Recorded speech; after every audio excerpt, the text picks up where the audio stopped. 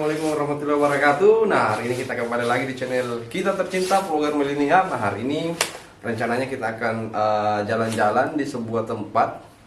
Kebetulan konon ceritanya tempat ini sangat bersejarah di desa tersebut. Nah, desa ini bernama Desa Batetanga, Kecamatan Binuan, Kabupaten Polewali Mandar. Jadi kita akan ke sana jalan-jalan sambil bertanya-tanya terkait tempat tersebut. Karena kenapa? Tempat tersebut ini sangat punya banyak sejarah bagi orang-orang di sekitarnya. Nah, untuk itu kita mencari tahu lebih lanjut, kita akan wawancara beberapa narasumber yang ada di sana. Semoga apa yang kita harapkan ini bisa tercapai dan semoga kita diberikan kesehatan dalam membuat sebuah konten ini. Jadi untuk itu tetap ikuti perjalanan kami. Semoga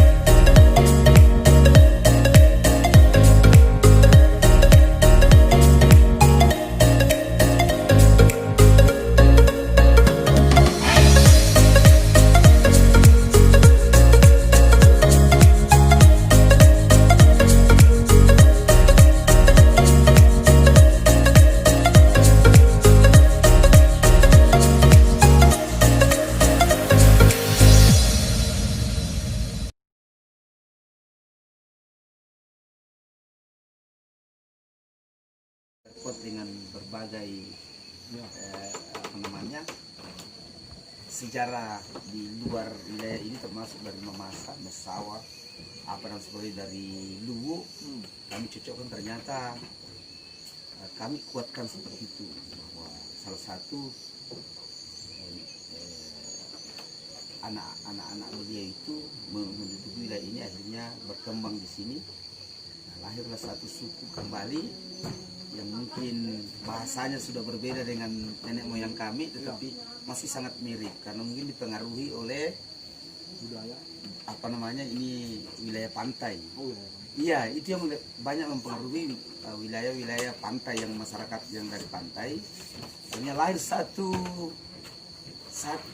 apa namanya satu kelompok masyarakat tersendiri yang akhirnya dikenal dengan suku Pattaya sekarang. Sebenarnya seperti itu, lahirlah suku Pattaya itu yang pada dasarnya berasal dari situ, yang berkembang di wilayah, khususnya di wilayah timur Kabupaten Polman ini, beberapa kecamatan, antaranya Binuang, Polowali, Andreapi, sampai ke Matakali di sana. Iya. Kita berkembangnya sampai ke sana, namun tidak disangkali bahwa di sana juga ada salah satu anak cucu yang pada dasarnya juga berasal dari nenek yang antara dari dulu dengan nenek yang ada di daerah Mamuju dengan Mamasa ini, yang juga berkembang di daerah ini, kecamatan ini, Matakali ke bawah, sampai bahasa itu agak cocok. Nah, kembali ketemunya ini dari nenek kami, cucu-cucu nenek moyang kami ini, Pattaya, kembali ketemunya dengan pada dasarnya keturunannya juga, tapi dalam bahasa yang berbeda, tetap mirip. Nah, akhirnya karena sudah berbaur, nah hari ini kita hampir sepakati bahwa pada dasarnya ini kita adalah satu suku. Iya, pada dasarnya kita ini adalah satu suku, walaupun sudah ada nama-nama tersendiri, ada suku Pattaya, ada suku Panei, ada suku Patinjo. Pada dasarnya itu adalah satu kesatuan yang sebenarnya masing-masing dipengaruhi oleh wilayah lain, sehingga bahasanya berbeda. Kalau penduduk di sini Pak, maksudnya mayoritas suku apa di sini? Pattaya. Nah, itu Pattaya itu 100% pada dasarnya. Iya, Pattaya pada dasarnya 100%. Walaupun ada yang kawin mawin dengan suku lain, tapi diistilahkan bahwa ya beliau-beliau ini yang bergabung dengan kami, akhirnya berbaur dengan kami lewat pernikahan. Itu kan tetap kita masukkan selaku suku Pattaya juga, karena bukan datang untuk tinggal, tetapi memang kawin mawin dengan kami. Kalau suku Jawa ada di sini kan pada dasarnya dia kawin dengan orang sini, sehingga ada Jawa. Demikian juga yang Kalimantan apa itu sebenarnya dia kawin, bukan datang selaku perpindahan penduduk, tetapi kawin ke sini. Akhirnya kita masih dalam kategori 100% masih didominasi oleh suku Pattaya. Oke Pak, jadi kita kembali lagi ke topik ya, Eram Batu. Nah, kita Bapak sudah menceritakan sedikit sejarah. Nah, cuman secara simbolik ini belum ada yang bisa kita lihat atau prasasti yang bisa kita nampakkan kepada publik bahwasanya oh ini loh yang namanya Eram Batu. Tapi beruntungnya kita hari ini Pak, karena ada tempatnya. Ada tempatnya, ada sejarah yang bisa kita kenang di sana. Nah, sedikit pertanyaan saya Pak, ini terkait dengan Eram Batu tersebut. Nah, bagaimana masyarakat lokal Batek Tangga ini mengelola? Apakah tempat itu sudah dikelola seperti apa atau bagaimana? Nah, kemudian apa dampaknya terkait dengan adanya tempat tersebut terkait dengan penduduk lokal Batek Tangga? Kalau sampai hari ini sebenarnya Eram Batu ini hanya ada dalam cerita kami saja, Pak. Oh, ya, pada dasarnya ada jalan di bawah nanti dari jalan ke bawah itu baru kita jalan kaki naik, mendaki naik. Jadi memang susah dibuat jalan naik karena tebing-tebing. Artinya begini Pak, ini kan Erang Batu kita bisa kategorikan bahwa dia punya nilai sejarah Iya. dalam sebuah Iya, tempat. Pak juga. Iya. Apakah penduduk lokal Batik Tangga ini artinya tidak punya motivasi untuk mengelola tempat tersebut? Betul. Sebenarnya kami sih selalu ada untuk bagaimana. Makanya kami cuma sebatas kemampuan kami itu cuma menjaga supaya wilayah ini jangan diganggu oleh siapapun. Tapi pada dasarnya ada selalu niat bagaimana kita punya tempat nenek kita ini bisa betul-betul dikenal oleh anak cucunya Ya, dari jarak dekat. Nah, tidak mungkin semua anak cucunya bisa ke sana kalau kondisinya seperti itu sekarang.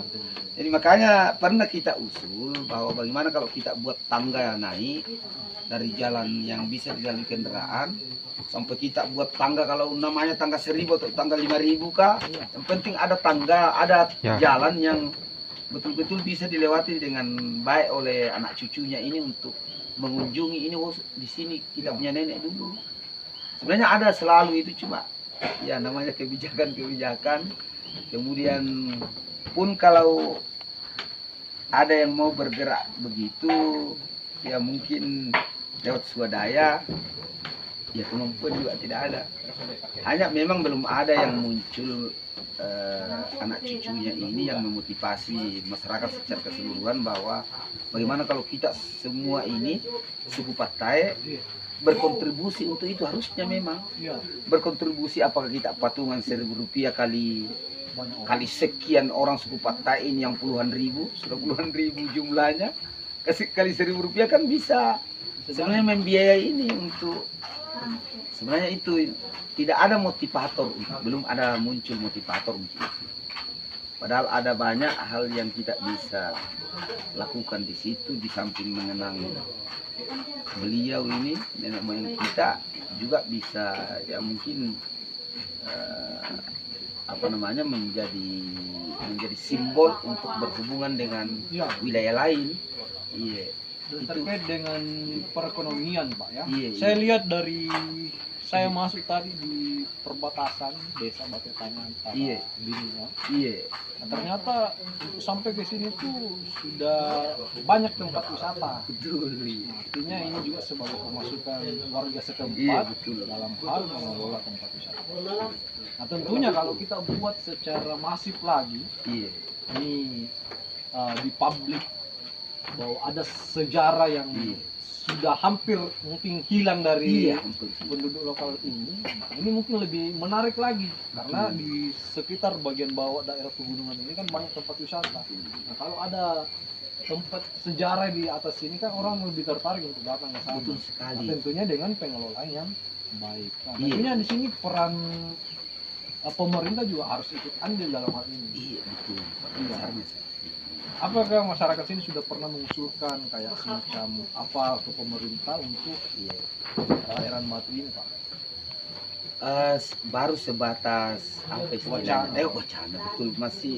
Masih orang per orang kayak kami ini yang kebetulan berdomisili di sini biasa cerita-cerita. Kenapa enggak diperhatikan ini tempatnya nenek dulu? Nah, ini nenek moyang kita yang artinya pertama-tama yang kita yakini bahwa itu yang membuka wilayah ini sehingga kita menikmati kemakmuran di sini sekarang. Nah, bahkan anak cucu beliau ini adalah salah satu yang diberkahi, buktinya dia kawin dengan salah satu pembawa agama Islam. Iya. Anak cucu beliau ini kawin dengan salah satu pembawa agama Islam di wilayah ini. Kan dulu agamanya nenek itu agama apa? Menyembah kayu yang kami punya nenek moyang. Tidak Kristen juga, tidak Iya. Jadi dia menyembah kayu. Akhirnya salah seorang pembawa agama Islam yang kebetulan pertama tahu wilayah ini mencoba masuk, namanya Tosalama. Nah, itulah Tosalama yang juga menjadi simbol sekarang, menjadi simbol kami karena sangat disyukuri bahwa alhamdulillah sudah salah satu nenek kita ini, anak beliau ini, anak cucu beliau ini mampu disentuh oleh salah satu agama yang mengenal Tuhan, yaitu kebetulan agama Islam. Alhamdulillah sekarang malah saya menganggap bahwa sangat berberkah karena ini kita lihat Iya, anak betul. cucunya mampu mendirikan pesantren. Iya, betul, betul. Ini kan yang mendirikan pesantren anak cucu beliau juga. Iya, jadi makanya saya bilang sebenarnya kalau betul-betul mau diangkat sejarah dari perjalanannya Nenek Eram Batu ini luar biasa memang karena memberikan apa namanya satu hal yang sangat berberkah kepada banyak orang. Iya. Nah, bukan hanya suku Patae, anak cucunya bukan hanya anak cucunya, tapi saya melihat kenapa sampai Banyak pendatang. iya sampai banyak pendatang, kenapa sampai kita bisa berhubungan dengan sampai di wilayah luar karena berkah-berkah itu yang akhirnya ya bisa kita pakai sekarang untuk hidup. Ya, betul. Saya kepengen begini. Iya, Artinya ini kan punya sejarah yang luar biasa Iya. terkait dengan Eram Batu. Nah, justru saya melihat kondisi masyarakat hari ini khususnya di Desa Batu Tangga ini sayang dong kalau misal ada sejarah di sana, sejarah yang penuh dengan sebuah proses yang luar biasa Iya. dan memiliki berkah yang luar biasa juga kepada baik itu internal Iya. suku Patae maupun suku-suku yang lain yang Iya. berada di kisaran Kabupaten Polewali Mandar ini. Iya. Nah ini tentunya sayang sekali Pak kalau kita tidak ini betul betul. anak cucunya ini tidak mengetahui bahwa seperti ini sejarah Iya. yang ditinggalkan pada nenek. Iya. Nah, jadi mungkin ini informasi yang Bapak sampaikan ini sangat luar biasa. Ini pengetahuan baru bagi kami. Iya. Nah, terkhusus mungkin juga Kakanda Ibrahim ini. Iya. Nah, kebetulan sahabat saya. Nah, ini beliau. Nah, jadi ini mungkin saya nanti jalan-jalan bisa mungkin Iya. juga sekalian juga naik ke sana. Mudah-mudahan Nah, bisa. tapi kita. mungkin dari segi mistis ini saya dengar-dengar tadi juga angker juga masalahnya. Iya kan memang dari cerita turun temurun ke kami, Iya. bahkan ada salah satu alat perlindungan diri beliau itu Iya. sebenarnya dia bambu, cuma ya bukan bukan bambu biasa. Bambu itu kalau memang yang diridahi istilahnya, Iya. yang mau dikasih dia bisa dapat. Tapi kalau yang memang tidak diridahi, artinya nenek itu tidak merasa bahwa ini cocok memegang ini, Iya. maka tidak, biar keliling di wilayah hutan itu cari tidak akan dapat bambu. Nah jadi makanya ya ada hal yang memang selalu menjadi mistik bahwa ternyata memang salah satu ada kelebihan dikasih oleh beliau dari Tuhan. Nah, karena itu ada bambunya yang sulit didapat oleh siapa kalau bukan memang direstui oleh ya, jadi makanya Berkah, Pak, ya. nah jadi memang ada cerita-cerita mistik itu. Yang kedua yang paling saya yakini itu adalah dari bangunan yang ada bahwa memang beliau bukan manusia yang seperti kita sekarang ini, tapi manusia yang diberi hal-hal yang luar biasa. Memang iya, karena dia mampu membuat itu tempat yang terbuat tangganya itu batu-batu besar, Ya. baru langkahnya itu setinggi kami langkahnya. Jadi saya bilang mungkin besar ini kita punya nenek dulu, nggak tahu Iya. langkahnya kan. Kalau kita mau logika Kan wah, bagaimana caranya bagaimana caranya ini naik? untuk bikin tangga saja itu sudah tidak masuk akal bisa bikin ini. Iya. Itu kelihatannya pasti yang dibikin karena tidak mungkin tersusun sendiri seperti Ya, itu. pasti ada sejarah di balik sejarah. Iya itu. Mungkin hampir sama dengan candi-candi Iya besar betul. yang ada di Nah itu yang hilang, bahwa apakah dibuat dalam bentuk hayalan kita manual atau dalam bentuk ritual. ya. Maksudnya adakah hal yang mungkin tidak disentuh, tidak melalui sentuhan tangannya beliau, Iya. mungkin ya lewat ritualnya sampai jadi itu bangunan. Ini dibilang Karena kalau logika tidak mungkin diangkat, tidak masuk akal. tapi siapa tahu ada ritual yang akhirnya bisa diangkat. Nah itu yang belum kami tahu proses sampai bagaimana prosesnya bisa membuat bangunan seperti itu. Di sana bangunan tersebut Pak itu kayak goa kah, rumah kah, atau mungkin ada Dia batu-batu tersusun, lalu ada semacam ruangan terbuka, Iya. tidak berbentuk goa, tidak terlalu berbentuk goa, tapi ada ruangan terbuka juga terbuat dari batu, lalu ada semacam tangga yang untuk tempat naik itu. Nah, kalau cerita dulu memang dari itu cuma kita bisa lewat tangga itu kalau mau masuk ke bangunan yang terakhir. Akses itu Pak ya. Iya, jadi tidak ada tempat masuk ke bangunan terakhirnya kalau bukan lewat tangga itu. Jadi saya bilang waktu ke sana, bagaimana caranya kita naik ini tinggi sekali tangganya. Berapa tangganya itu tinggi, saya bilang. Wah, berarti ada hal yang luar biasa dimiliki oleh nenek kita yang anak cucunya ini sudah tidak ada yang mengetahui, tidak ada istilahnya yang mengambil ilmu-ilmu itu sekarang. Ya. Iya. Allahu a'lam bishawab. Iya Allah, itu karena. Tapi yang pasti itu bahwa beliau adalah moyang kami yang paling Sudah dipercaya. iya, kemudian melahirkan beranak pinang istilahnya, akhirnya berdiam, tidak lagi berpindah-pindah menduduki, akhirnya bergeser sampai jadi pergeserannya itu ini dua puncak, dia bergeser sampai ke Kaleo, desa sekarang, kemudian bergeser ke sini, jadi akhirnya keluarga kami juga banyak di daerah Pokok, Ya. Kecamatan Riapi. Itu sebenarnya keluarga besarnya Eram Batu di bawah. Keluarga besar kami ada di Kaleo, desa Kaleo sekarang, sampai ke Supiran sana sampai melewati Sulba sekarang sudah masuk ke Sulsel. Ya. Itu masih penyebaran anak cucu beliau. Memang sudah penyebarannya ini sudah sangat Iya, luas Pak ya. iya. Jadi dia selalu menduduki wilayah-wilayah, memang karena dari sananya jadi dia harus selalu menduduki wilayah-wilayah puncak pegunungan. Jadi tidak satu pun puncak gunung yang kelihatan sekarang ini yang bukan wilayahnya pada dasarnya Eram Batu itu. Nanti anak cucu yang agak maju cara berpikirnya itu pun sudah sama-sama keberapa, tidak tahu keturunan keberapa. Nah, barulah berbaur dengan orang-orang pantai. Orang-orang pantai ini berbaur dengan orang pantai yang pada waktu itu ya ada istilah kerajaan, sudah berbaur dengan kerajaan ini anak cucunya. Masuklah kerajaan Balanipa yang kebetulan itu, kemudian kerajaan Wito dari Pindrang yang berbaur dengan kami. Akhirnya dilahirkan satu kerajaan Binuang, yang didominasi oleh masyarakat anak cucunya Eram Batu. Makanya pendamping kuatnya kerajaan itu adalah berasal dari keturunan Eram Batu. Tidak boleh Raja Binuang tidak boleh ada kalau bukan dari keturunan anak cucu Eram Batu.